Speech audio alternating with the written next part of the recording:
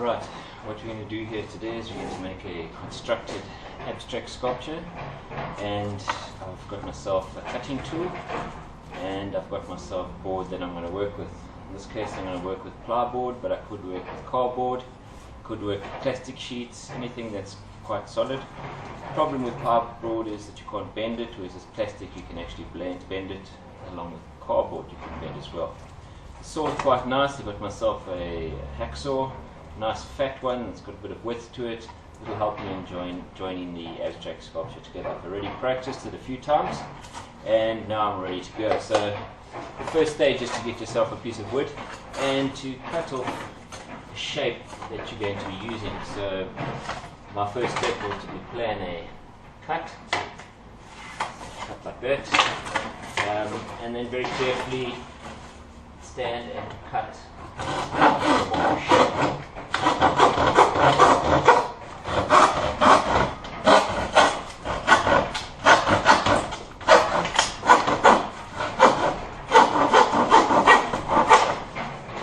This is very thin plywood, easy to cut. Rough edge there, which you're going to sand up. So get our sandpaper and we can just smooth it off and get a nice finish. Alright, so that will be my first shape, and I'm going to repeat these triangles for a couple of shapes. Come.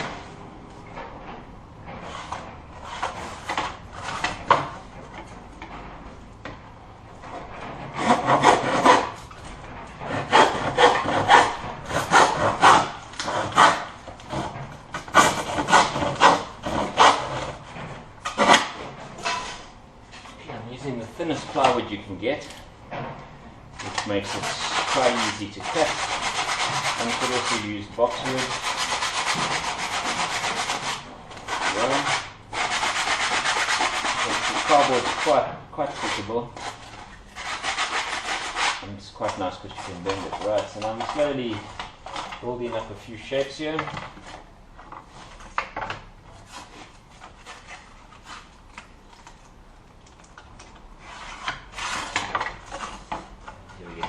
Long thin one.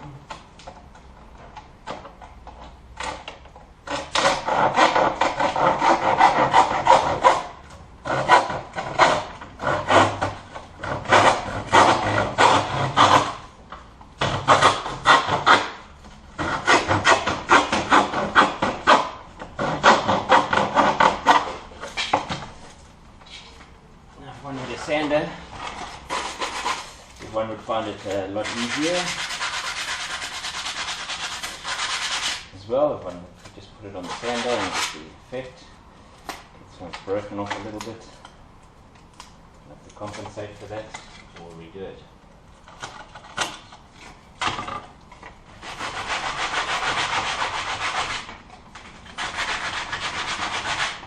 With plywood it's very sharp. You got to watch out for the splinters that you're going to get.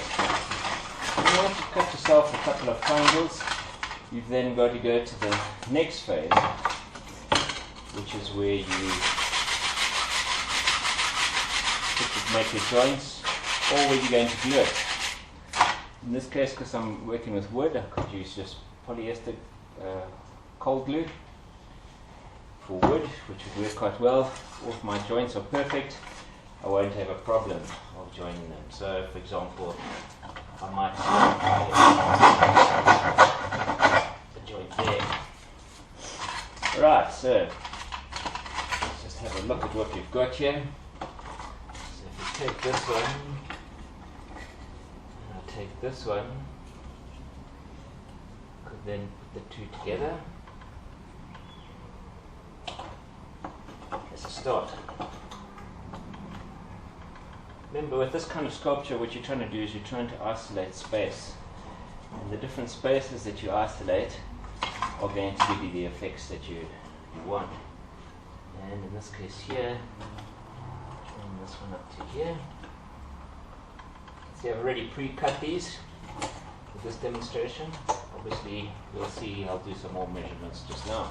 And finally, we've got this one here, which we might want to introduce. Yeah, you'll see at the moment I haven't needed any glue because my cuts are all exactly the right lengths. I might just like to sand some of these up a bit.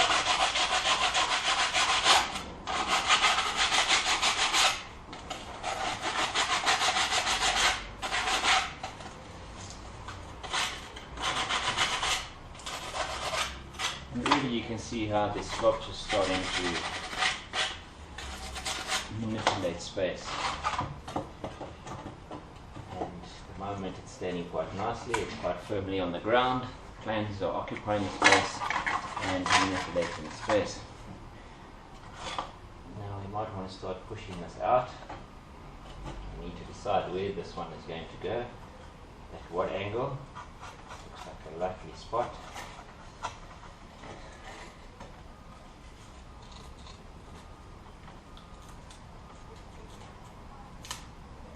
There we go. You can see now I've got the leg supporting it, and I've just got to decide if that's enough support that we've got there, or if I would need to put in some more support, maybe another leg coming off here, which means I can mark the spot where I would like the leg to go, and where it's going to go. Alright.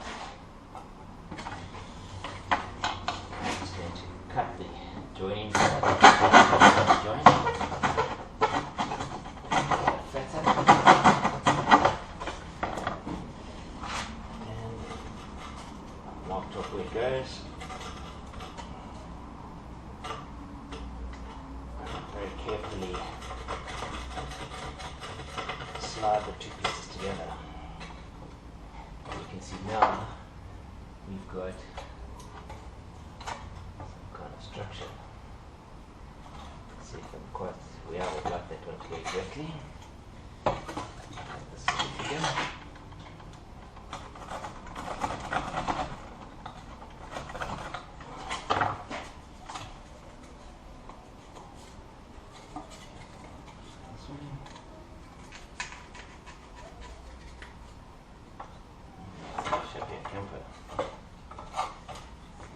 Sculpture, because I want this piece floating as an independent piece, and basically that's how you would build up your sculpture, and you can decide how big you would want to go, how many pieces you'd like to put together, and each time evaluating what would be the best solution.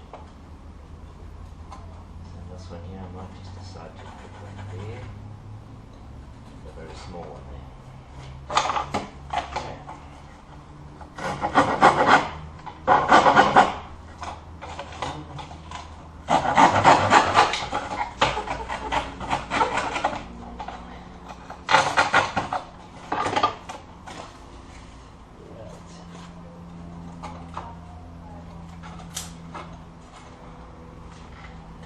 So we can see how it's all fitting together nicely.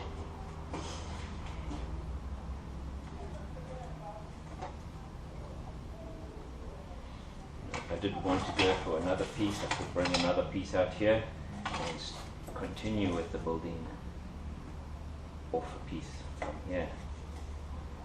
That's probably what's needed. I think at the moment that this is quite enough for this demonstration.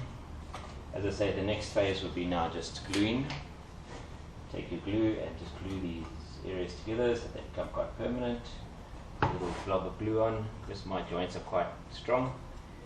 I only need to put a little bit of glue on each little place. Just a droplet.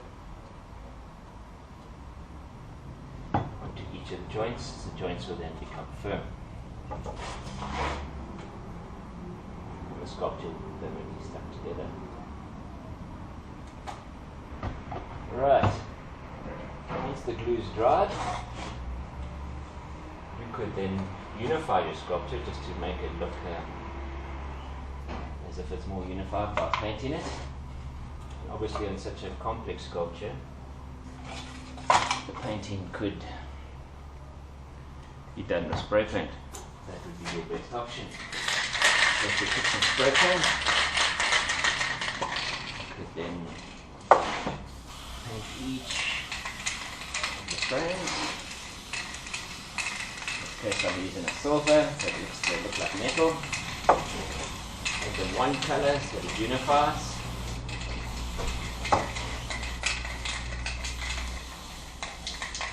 So everything is painted. The surface, there's some unity to it. Make sure there's a lot of air. If you're going to use spray paint, best is to do it outside, especially if a lot of people are using spray paint at the same time. It can be unhealthy. Right. And there's our abstract sculpture made with planes to isolate space.